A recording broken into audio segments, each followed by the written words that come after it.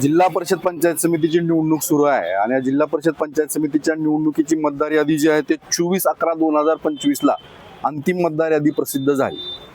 त्यानंतर नामनिर्देशन पत्र भरायची तारीख ही 21 जानेवारी होती। नामनिर्देशन पत्र भरले, त्यानंतर उमेदवार फायनल झाले। आता मतदान 7 तारखेला आहे, ते सुद्धा 2 दिवस एक्सटेंड झालंय म्हणून 7 तारखेला मतदान आहे। आणि काल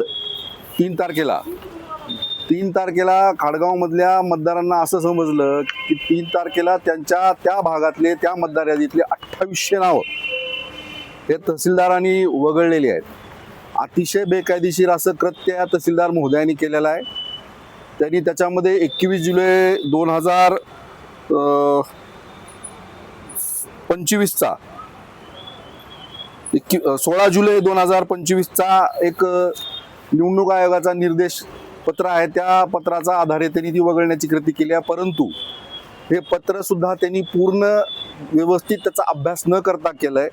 त्या पत्रामध्ये एखाद्या व्यक्तीचं नाव चुकून जर अंतिम मतदार यादीत राहिला असेल किंवा त्या नावामध्ये काही दुरुस्ती असेल तर ती करता येईल। ती सुद्धा नामनिर्देशन पत्र दाखल करण्याच्या शेवटच्या दिनांकाच्या 3 वाजायच्या आत अशी तरतूद आहे।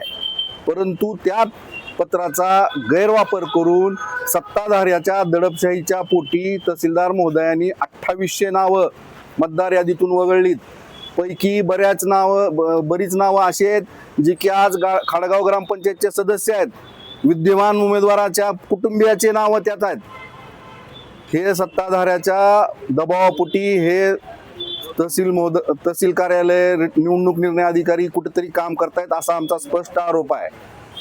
कारण ही सगळी जी कारवाई केली आहे ती सगळी 21 तारखेत केली आहे, बॅक डेट मध्ये 21 तारखेला कारवाई केली होती, तर मग तिला आजपर्यंत प्रसिद्धी का दिली नाही? काल 3 तारखेला प्रसिद्धी द्यायची काय आवश्यकता होती? आधीच केली होती तर आम्ही कागदपत्र मागतो तर आम्हाला रात्री 11 वाजेपर्यंत कागदपत्र दिली जात नाहीत। एवढंच जर कायदेशीरपणे हे कारवाई केली असतील तर ते कागदपत्र द्यायला भीती काय वाटते? साधी पंचनाम्याची कॉपी आजपर्यंत भेटलेली नाही आम्हाला, कुठल्याही गोष्टीची उत्तर दिली जात नाहीत। आणि ज्यावेळेस आम्ही सांगितलं की इथं ग्रामपंचायत सदस्यांची, त्यांच्या कुटुंबियांची नावं वगळलेली आहेत, खाडगावमध्ये पिढ्यानपिढ्या राहणाऱ्या व्यक्तींची नावं वगळलेली आहेत, कारण काय तर महानगरपालिकेत मतदार यादीत नाव आलंय म्हणून काँग्रेस पक्षाच्या वतीनं एवढी निवेदनं दिली, एवढे आक्षेप दिले, त्याच्यावर कधी कारवाई झाली नाही दुबार मतदाराची। आत्ताच का केली? का गरज पडली अशी? कुठेतरी विरोधी पक्षाला मदत व्हावी या भूमिकेतून ही कारवाई केलेली आहे असा आमचा स्पष्ट आरोप आहे।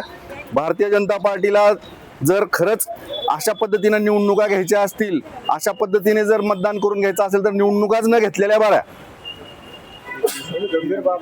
आणि त्याच्यामध्ये एक नोटीस काढली आहे उमेदवारांना ह्या मतदार यादीबद्दलची सूचना द्यायसाठी म्हणून एक बैठकची नोटीस काढली आहे। जाणून बुजून त्या बैठकीची तारीख सुद्धा दिलेली नाही कुठली, कारण त्यांना हे सगळं बॅक डेट मध्ये करायचंय।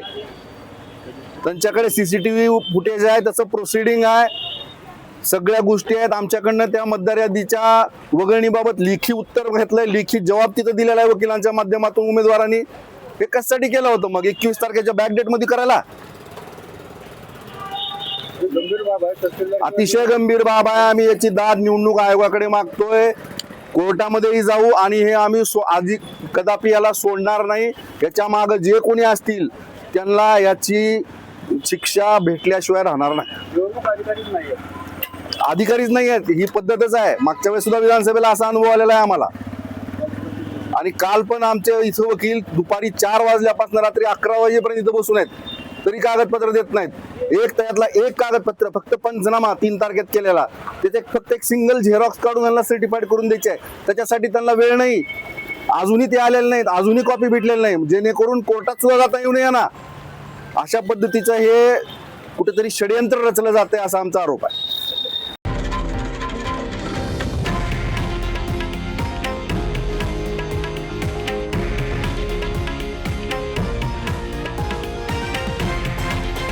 हे आहे देशातील नंबर 1 न्यूज नेटवर्क आणि आपण पाहत आहात TV9 मराठी, एकमेव।